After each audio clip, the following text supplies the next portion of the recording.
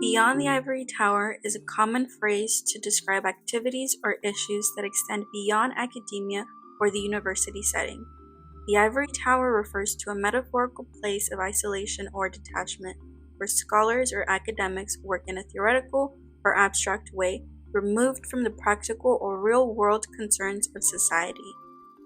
In the context of this documentary, the film will explore the real-world experiences of women of color in academia and the workplace/internships, going beyond the theoretical or abstract ideas often associated with higher education. It highlights the need to bridge the gap between academic theory and practical application, especially for women of color who face unique challenges and obstacles in both these domains. According to Sarah Wiseman 2023, of Latina adults in 2021, 53% have a high school education or less, while 29% hold an associate degree or higher. And according to Zipia's master job demographics, only 36% of the master's holders are women, and 18.9% are Hispanic or Latino.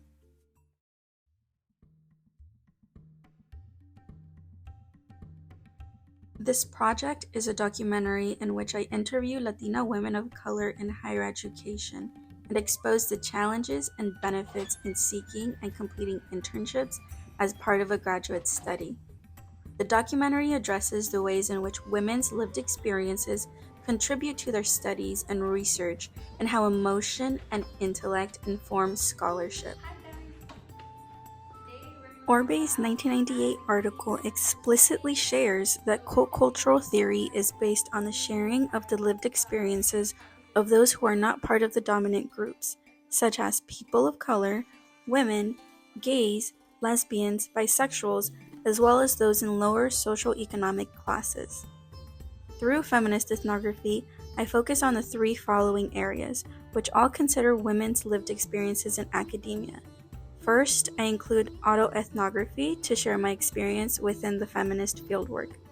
Another area will directly highlight the power of personal narratives and their resonance with social-cultural understanding. Lastly, with feminist ethnography, it is important to delineate who I plan to address in my documentary and who is meant to benefit from it. According to Foster 2014, feminist ethnography also focuses on the relationships between personal narratives and culture. The documentary will highlight women of color and encourage them to use their mother language if they desire to in the interviews. Seeking to understand the internship experiences of women of color will inform communication pedagogy and practices. Throughout this, we will hear from 4 individuals and myself about the overall internship experiences for Latina women. This project will not only reflect the increasing diversity in communication discipline, but also further highlight the value of women's lived experiences in the scholarly discourse in higher education and instructional material.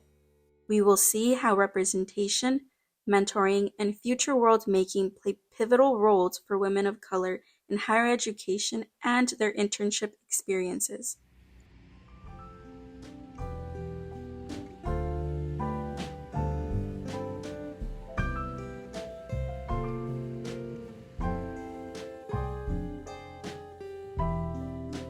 Hola, mi nombre es Elizabeth Cedillo López, soy mexicana e inmigrante y soy maestra y estudiante en el último semestre de mi maestría aquí en la Universidad de Fresno. Before we move forward with the themes, I'd like to give additional context to this topic of Latina women in higher education. Therefore, I'd like to share a little bit about my journey in academia as a Mexican immigrant woman. Yo nací y crecí en un rancho en Guanajuato llamado Las Huichas de León. Emigré a los 4 años con mi madre, que tenía 30 años en ese entonces, y mi hermana, que tenía 8 años.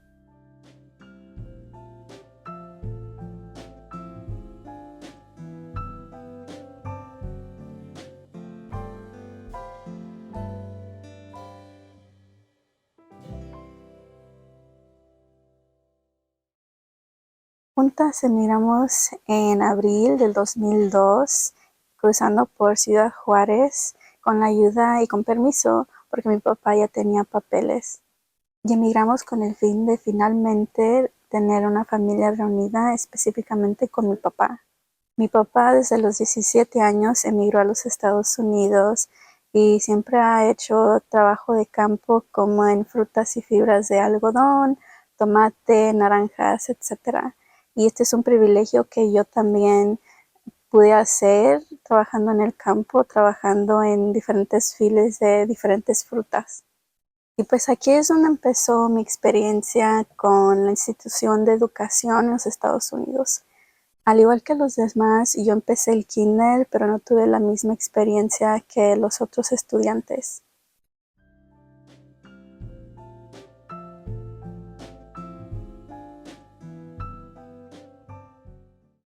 Mi mamá de vez en cuando cuenta la historia de que cuando empecé la escuela, ella siempre me tenía que recoger porque siempre lloraba en el kinder.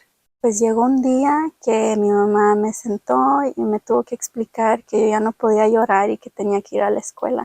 Nunca se me va a olvidar esta plática porque de vez en cuando siempre la dice y no me acuerdo muy bien cuándo fue la última vez que me la contó, pero creo que fue cuando me gradué con el bachillerato de Bakersfield. Nunca se me va a olvidar la historia porque ella me platica que cuando ella me sentó y yo le dije a los 4 años, le dije que me diera solo 3 días más y que después de esos 3 días ya no iba a llorar más. Y pues así fue. Esa niña los cumplió, o más bien yo cumplí esa promesa de no llorar más y ir a la escuela. Durante este tiempo de niña yo tenía muchos conflictos con la escuela y el más grande era que me tenía que desprender de mi identidad y de mi lenguaje para poder ir. Y aunque era muy pequeña, yo entendía la magnitud de la realidad de mi hogar, que mis papás tenían que trabajar y pues que yo tenía que ir a la escuela, entendiendo que habíamos llegado a un país nuevo. De niña siempre me sentía creo que sola al tener que ir a un lugar donde no podía usar mi lengua natal, donde no podía hablar inglés y no me podía comunicar con los demás. Pero así fue mi primera experiencia aquí en tratar de asimilar y tratar de pertenecer y aprender el idioma de una manera u otra. Y yo tuve que dejar mi identidad en cada lugar, en cada puerta de cada institución para poder pertenecer. After completing almost 4 internships and reflecting on these, I've noticed how they played a pivotal role in my academic and professional career, especially as a woman of color. In these, I seek the community and atmosphere that I was not exposed to in education. With the help of my graduate cohort and my teammates in those internships, I've been inspired to explore some of those experiences of Latina women in higher education that do complete internships, especially within the communication discipline, and to later use this as instructional material for education, and that actually share the diversity expressed in institutions such as Fresno State. Therefore, I interviewed 4 other women, which have all taken multiple internships. And I've also been including autoethnographic aspects as I include my own experiences with these internships. Over the course of 2 interviews with each interlocutor, I found 3 overlining themes. The first, which is representation, the second, the significance of mentoring and professional networking, and the third, the future world making for Latina women. Before moving forward with the themes, let me introduce you to the interlocutors. Hi, my name is Carla Silva. I identify as a Mexican-American woman. And I'm currently working on my assistantship with Fresno State, specifically titled Graduate Teaching Associate.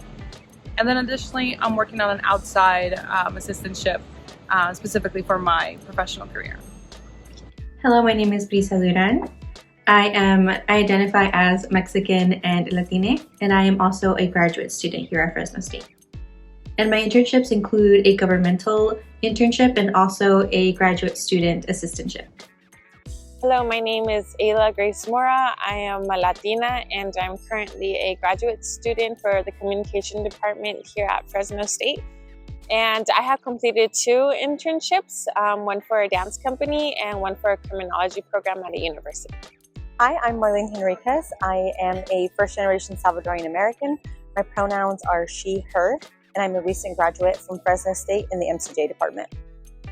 I have completed 2 internships, both in the communications field, one with a communications agent in a communications agency, and the other for a minor league baseball team.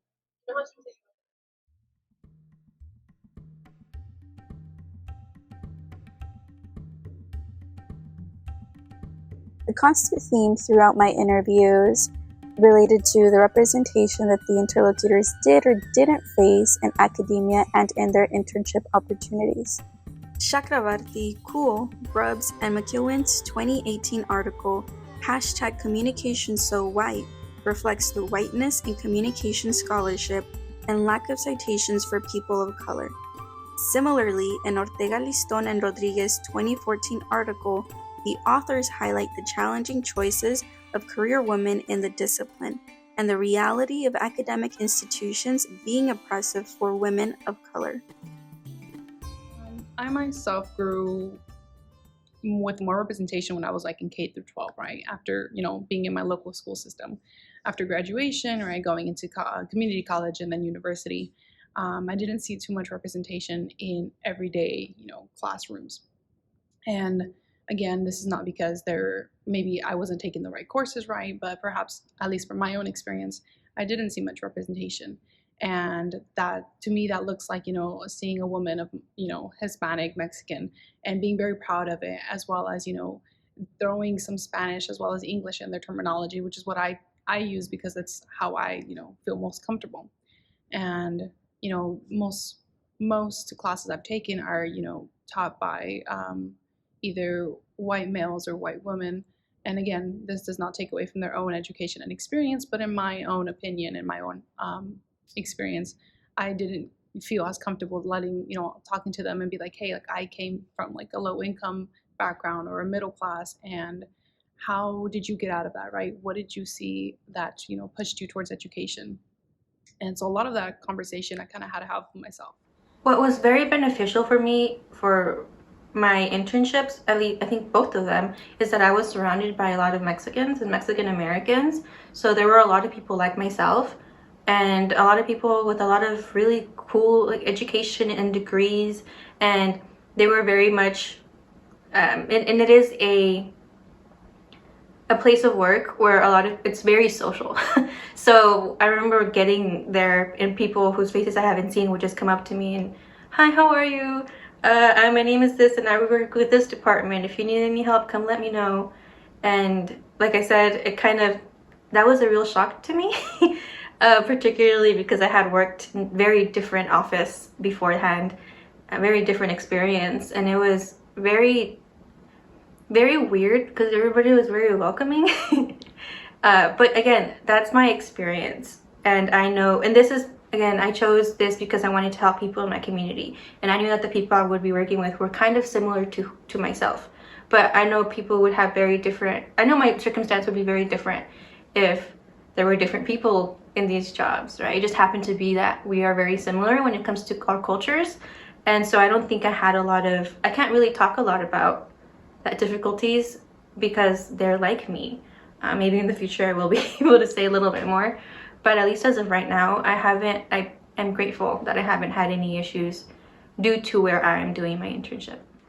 En mi experiencia, creo que no he sido representada en la academia de educación en la manera en la que me gustaría.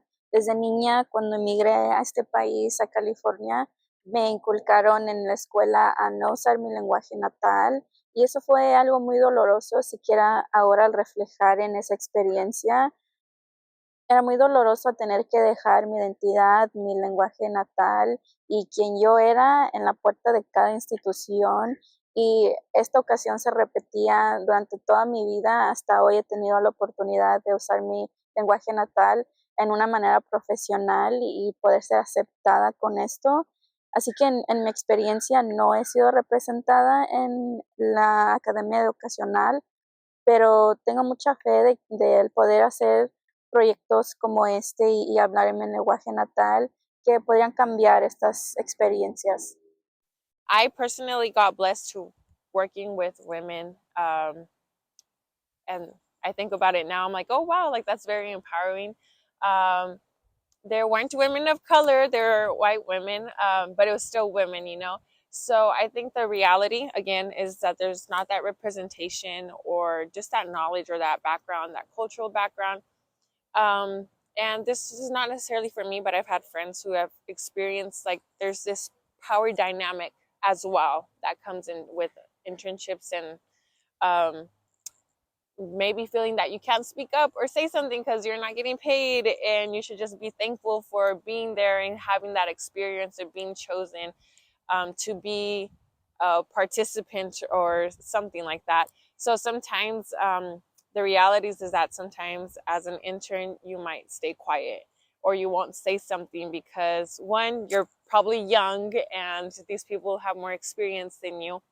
So I think sometimes an intimidation factor can come in when it comes down to power roles and just the politics around um, when you can speak, how you're supposed to speak, how you're supposed to look, how you're all of these things, how you're supposed to dress, like all of these factors that go into it.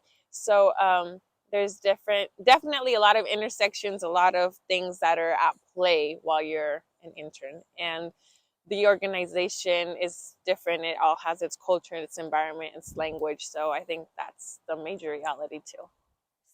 As a woman of color, specifically a Salvadorian American, there aren't many Salvadorians around here. And when I do find Salvadorians like me, it's almost like wow, like it's like, oh my gosh, where's your family from? And I think that that's so beautiful, especially in the valley. There are, I love Mexican culture, and I love Mexican people, and there are a lot of Mexicans in the area. And so and there aren't that many Central Americans. And all my life growing up, especially in the community that I grew up in where there was a lot of Mexicans, my identity was sort of stripped in many ways because I had to sort of assimilate to Mexican culture, even though they're only a they're only a few like countries away from El Salvador specifically. And so being a woman of color, specifically being Salvadorian, was always just difficult because there weren't that many people that I could look up to. Even now, there aren't that many famous people from El Salvador or that have origins in El Salvador. So it's just really difficult for you to be something that you can't see.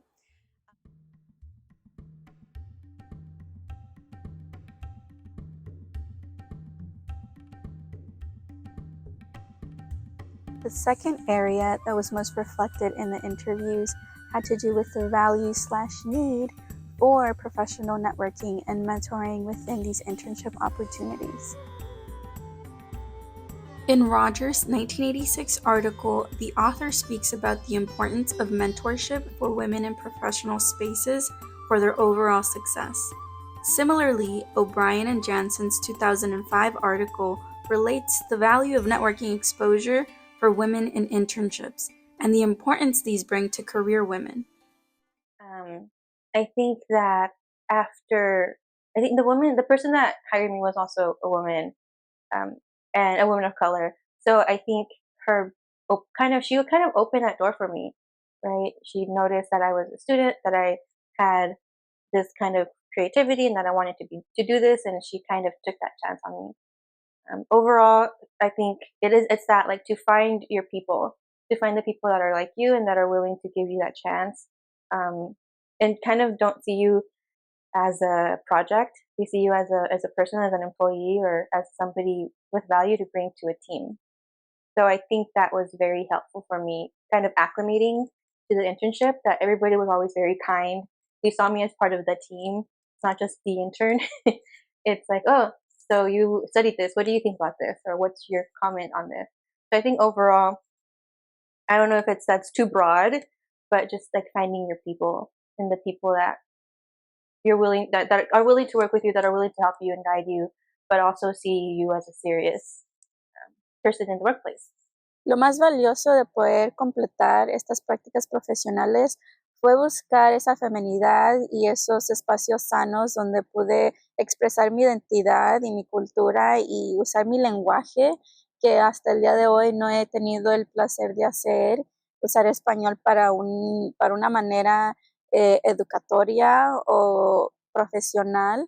Una de las limitaciones más grandes que noté durante mis prácticas profesionales fue buscar liderazgo de personas que se veían como yo, que se expresaban como yo, que tenían más de un lenguaje, pero específicamente que eran mujeres de color en un lugar profesional. Eso fue lo más difícil y pues desafortunadamente no llegué a tener esa experiencia, pero creo que hubiera sido mucho mejor al buscar esa guianza de una persona que se miraba como yo, que tenía experiencias como yo, al poder guiarme en esta disciplina que es tan grande y las carreras que sí pueden ser un poco complejas. I would think it would be ideal if like the organizations, be the school or the place you work at, did more of an effective outreach to reach those students.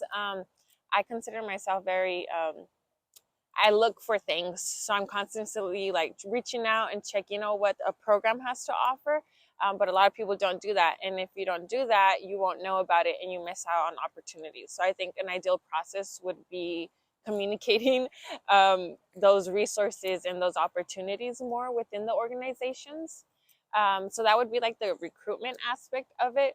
Um, the ideal internship too would work with like flexibility around if I have an actual job and I'm going to school, that they're willing to work with my schedule and to offer me a mentor or someone that I can really look up to and who can kind of like guide me through the whole process, just because it is new and depending on what level you are at in college, like it's different for everyone. And I think personality wise, there's like a huge um, it's a huge aspect as to like getting a mentor or even an internship program that's willing to work with like your kind of personality, your interest. So I think that's a big one, but for sure flexibility with time. I think from my own experience, I didn't have too much mentoring, not until obviously my culminating experience, but I do think mentorship would have been a huge help for me early on in the beginning, because it kind of reassures me that, you know what, I am here and I belong here, and it's that feelings that I don't belong that's gonna, set me back and that's gonna keep me back. And so having that mentor that kind of told me or talked to me about like, hey, tus experiencias, like we've all been there, like I felt that. Y that shouldn't, stop you from getting your degree, getting the job you've always wanted. And so I think a good mentor to kind of, again, push those negative feelings and promote good feelings, as well as promote like, hey, you might not understand this document, but let me read it with you. Like, let me show you how to read this, right? Let me show you how to find the perfect, not necessarily, excuse me, not the perfect way of reading, but the easiest way to kind of help you run down this material and, make it make sense at the end of the day.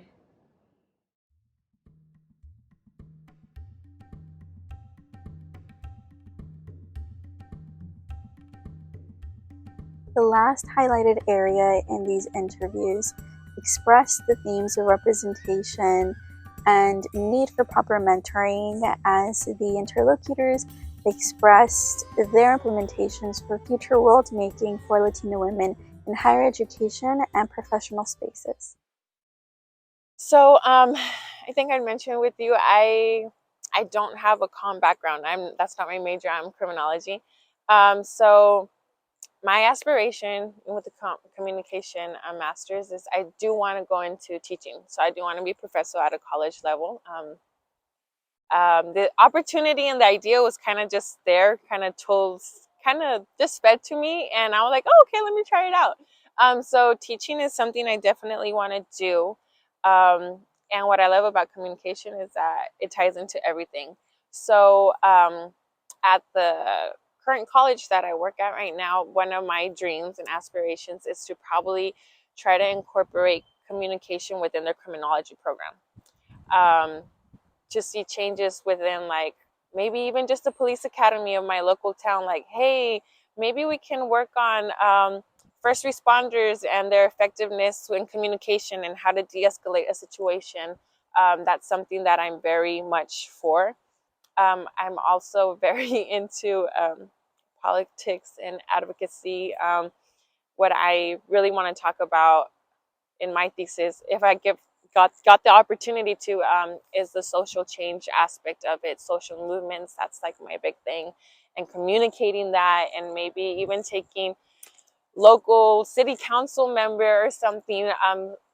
I believe that with communication masters, learning to speak more effectively, to give a voice to those who are afraid to speak to the voiceless, and being able to teach that, like at a college level, that we're here to kind of serve and uplift others in order for there to be change, is kind of something I see. So in my governmental internship, remember how I had told you that I reached out to them? And at that time, I was the only intern. But now I noticed that different departments are now accepting interns. So I think at least the way I saw it, I kind of opened the door a little bit when it comes to that particular organization being open to interns. And I think them seeing, I'm not saying that I'm an amazing intern or anything, but just, I guess, seeing the possibility of being able to help others in the community and others also in their career development has been very helpful. I think not just for myself, but for others in my community, and I guess making those doors wide, helping people open doors. In my first internship, there was only 3 women. And again, this was a sport internship. And of those 3 women, there was 2 women of color. And you'd think that it feels like you have a place at the table and that you should be grateful that you even have a place at the table. But it can be very lonely, for sure. It can be very lonely to be one of the only women in a space. I know a lot of people, especially men, might think that, well, you should sort of just be grateful that you're there and you have a place at the table, and that should be enough. And it's not. There's so much more to it, and I definitely feel the responsibility of hopefully getting to a place one day where I could call the shots and keep the door open behind me, where other women of color can also join the forefront and join the conversation and be more than just a place on the table, but to be somebody that's actually like leading into change. And so to have that mentality going into an internship can be a very powerful tool to use. En mi experiencia con las prácticas profesionales, creo que la práctica ideal tendría 3 cualidades. La primera sería que definitivamente sea pagada. Creo que los estudiantes tienen muchas obligaciones en sus vidas y al tener que tener otra obligación más, obviamente es algo que a lo mejor ellos buscan o es necesario, pero debería de ser pagada para poder reflejar el trabajo que el estudiante o que el practicante está haciendo para esa institución, organización, lo que sea. Así que definitivamente que sea pagada sería el primer objetivo para esta ideal práctica. La segunda creo que sería que sigan promoviendo estas oportunidades en diferentes disciplinas, en diferentes niveles de la universidad o hasta en las prepas, si es posible, en las secundarias, para poder ayudar a los estudiantes a entender todas las oportunidades que tienen a su alcance y poder guiarlos. Creo que la tercera calificación que yo daría para esta práctica ideal sería que realmente reflejen los objetivos de estas instituciones, pero que lo hagan guiando a los estudiantes en este proceso. Otra vez, creo que los estudiantes tienen muchas obligaciones, tienen trabajos, tienen familias, tienen la escuela en las que se tienen que preocupar, y pues las instituciones pueden ayudar con este proceso también, al ayudarlos a manejar sus horarios y sus objetivos, a poder priorizar algo en vez de otra cosa, o poder ayudarlos en general en todos sus objetivos y sus obligaciones. Creo que es algo muy grande. Al igual, creo que instituciones pueden ayudar a los estudiantes a guiarlos con guianza de una persona que se mira como ellos o que es una persona diversa, que es una persona de color, que en verdad puede reflejar la complejidad que puede tener al buscar una carrera, cualquier carrera que sea. Creo que eso es muy importante. Desafortunadamente yo no tuve esa experiencia, pero creo que al ver la diversidad en mis empleos, en mis prácticas con los demás empleados y fue muy importante para mí seguir buscando estas experiencias. Creo que teniendo una guía que también se mira como yo hubiera sido aún más grande para mí y me hubiera ayudado aún más en mis experiencias en las prácticas. For my people out there who, again, like me, don't see too many people like our community members, I think when you see a chance, take it, because you'll never know. Maybe it's not too much of your liking, but maybe you can inspire the next person you're helping or the person you're, teaching or whatever that internship may be. Like I said, I was fortunate enough to, have doors open for me as well as, some of that outreach. But again, that does again fall back on me because I decided to take that upon me, take 2 assistantships at the same time. But I've helped so many already students that I believe they took something away from my class, or at least they did. They say they did, but I'll take it as a positive note. And just getting to see them slowly introduce themselves from quiet to shy to getting a little more talkative to actually starting to really open up really reminds me why I wanted to do this and why I go into this kind of profession. And to all my peoples out there, Hispanic or not, Mexican or not, whatever label you use, again, at the end of the day, we all come from the same raíces at the end of the day, right? We all share that same love for our culture, that same love for our Spanish or second language, whatever we use, right? And I think, again, embracing that and not shying away from using it, even if it's broken, even if you would say mucho, right? I think learning to embrace it, speaking it, specifically I'm talking about, Spanish, if you speak a different language or dialecto, that's, another thing to carry on and, let our future generations have that same love that we, hope to inspire in others.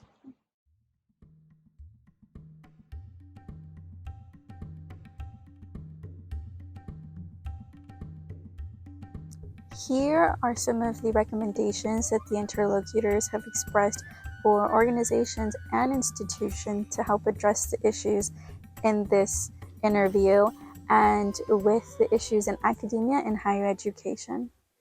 So I think overall community outreach, when it comes to the process, at least, of getting an internship, but once you're in an internship, I noticed that, at least hearing other people and their experiences, they often pretty much just get used to do menial work in their internships, and they don't feel like if they're actually getting what they want to get out of their internship. In comparison with my experience, I feel like I am, and I think it's the overall experience, like an organization seeing their interns as an asset and is using them and training them in their field instead of just using them to do menial work. I think for a lot of people is, especially when you're not getting, if you are not getting paid, you kind of want to get some kind of experience so that later on you can use it in your resume and kind of start building that career base. But when you really aren't getting that, I know it creates a lot of issues going on forward, particularly let's say you put in that you did this internship but you didn't really get a lot of experience and you get a job with very little experience in this place. So yeah, I think that overall, organization wise, they can do a lot as well, but yeah, I think overall more community outreach on part of these organizations, but also by the university, to let people know that there are internships and that they're helpful. And then particularly for students who maybe are undocumented, who sometimes they already have a lot of difficulties when it comes to paying and finances and things like that, but that doesn't mean that they shouldn't also have the freedom or availability to start building up that foundation for their work as well, for their academic career or overall just career. So I think keeping these other types of people in mind when it comes to offering internships? I think that all internships should be paid, first and foremost. Um, in the world of just being like a student, it's difficult enough as it is. Obviously, we sort of accept the things that we think that we deserve because because we want that experience. We, I shouldn't say we, I should say me specifically, right? I felt like, you know what, like this is such an amazing opportunity, and I was willing to not get paid for my time for the experience that I was getting. And in the end, it wasn't what I expected, in the sense that I had sort of glamorized what it meant to be in sport.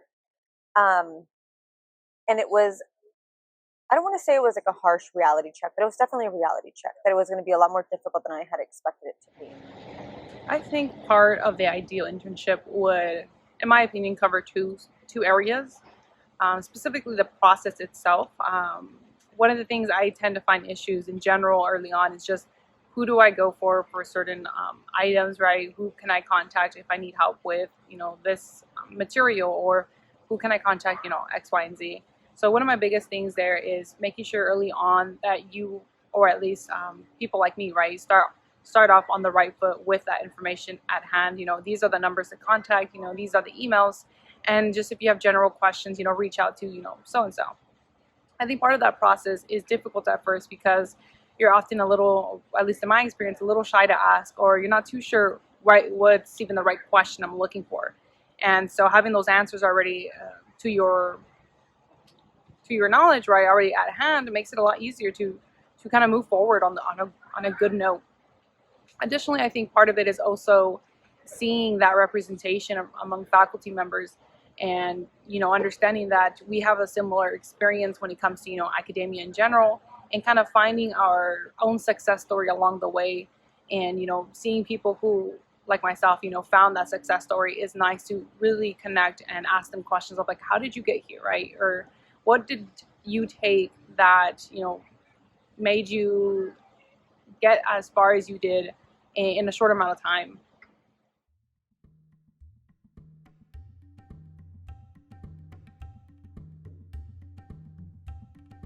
Since these women have expressed their challenges and benefits of completing multiple internships, I found it necessary to ask them for any advice they'd give to other people or people of color seeking internships. If you have an opportunity, definitely go for it. I would just say I'm on the mentality of say yes to any opportunity or experience that's put your way, because it'll open doors. It'll show you ways of thinking that maybe you wouldn't have thought of, or maybe you run into people that are maybe the link to do something else. So definitely, if you have the opportunity, do it. And in academia, I would just say don't give up, and it's never too late. I know people who have stopped school because resources or family situation, and I'm currently trying to tell my best friend, come on, go again. So even though time passes and everything, you're never starting from zero. Even if you stopped and life happened and you had a life like a gap year or family or you got married, like all of those experiences are something that you could bring back to school, back to academia, back to your career. My biggest advice for any marginalized group that is trying to be trying to gain an internship would be just do it. Just apply. Just have that confidence in yourself to apply, because we need more people that look like us. We need more people that sound like us, that eat the things that we do, that have lived the life that we lived.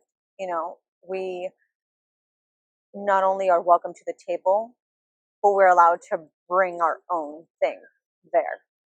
And that's something that even now is something that I struggle with, is that sort of like imposter syndrome that a lot of people get. And I talk to my friends who are all women of color, people of color, and we tend to feel like we're lucky to just even be here and to be a part of the conversation. Are extremely unique, and we tend to just focus on who was I as a student, who was I during college, and I wish that we would step away from that and start thinking about who we are as people and who we are in these unique experiences that we have, that we only we can bring to the table and only we can share.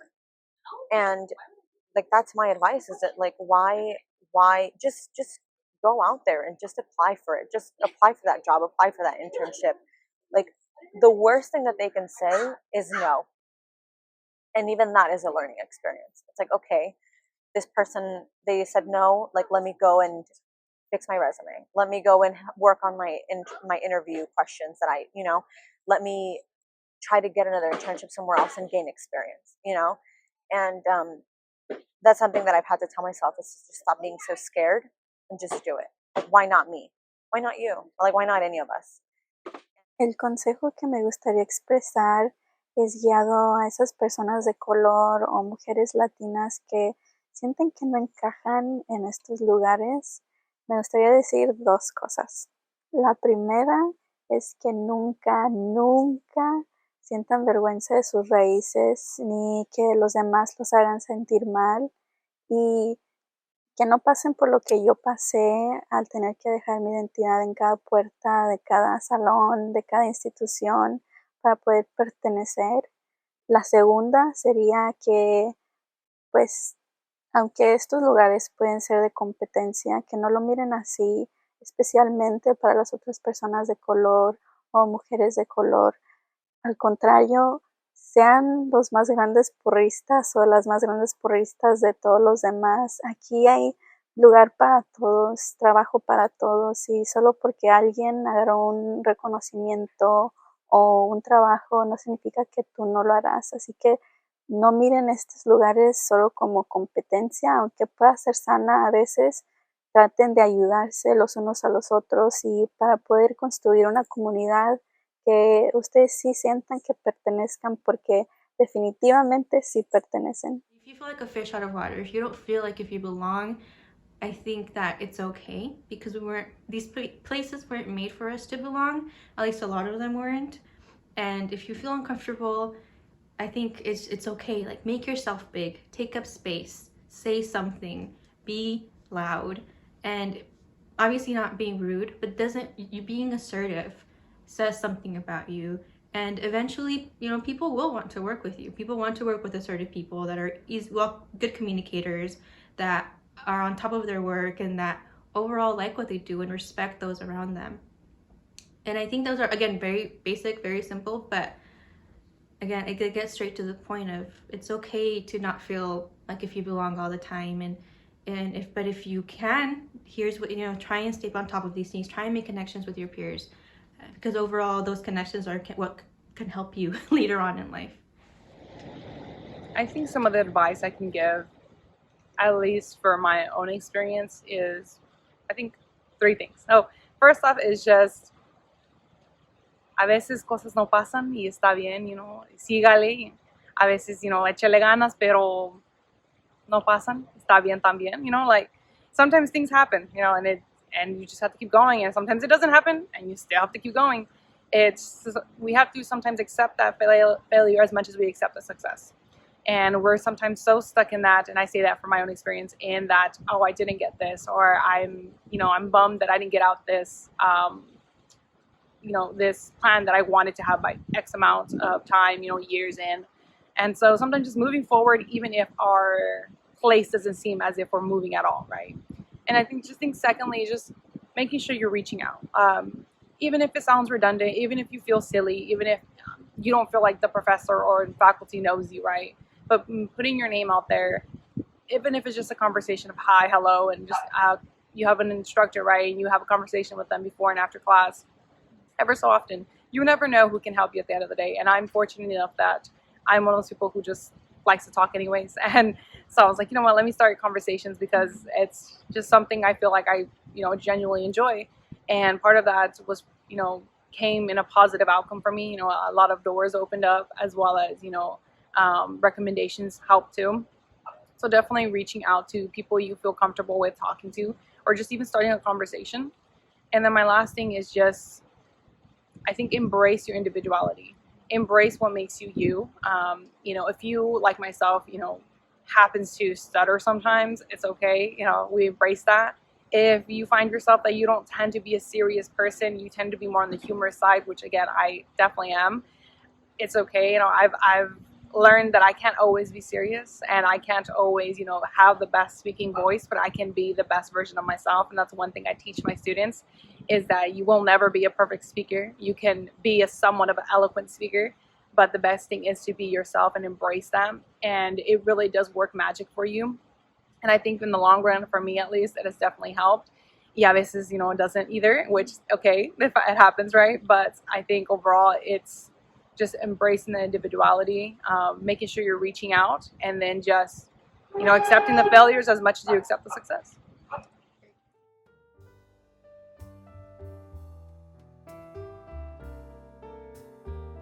Me gustaría concluir este documental nuevamente reflexionando las entrevistas con las mujeres en este proyecto. Fue muy hermoso al conectarme con cada una en una manera única, y pues creo que son las mujeres que han seguido todos sus sueños y están en el proceso de eso, pero que han sobrepasado todas las adversidades que el mundo les ha tirado, y realmente las admiro mucho por eso. Con los temas presentados de representación, la importancia del mentorazgo y dando forma al futuro de la educación, puede entender un poco más esas experiencias que viven las mujeres latinas en estas instituciones. Realmente espero que este documental le pueda llegar a otras personas, a otras mujeres latinas que están pasando por un momento difícil o que están pasando por este trayecto académico, que puede estar en el bachillerato, en la maestría, y que pueden encontrar un poco de guianza, un poco de recomendaciones, consejos, lo que sea, al ver que sí hay lugares que pues las van a aceptar y que son para ellas, y ojalá que puedan encontrar esa comunidad que tanto anhelan. Mereces estar donde estás y mereces todos tus reconocimientos y todos tus diplomas que vas a cumplir algún día. Y como dicen todos los papás, échale muchas ganas y ponte las pilas.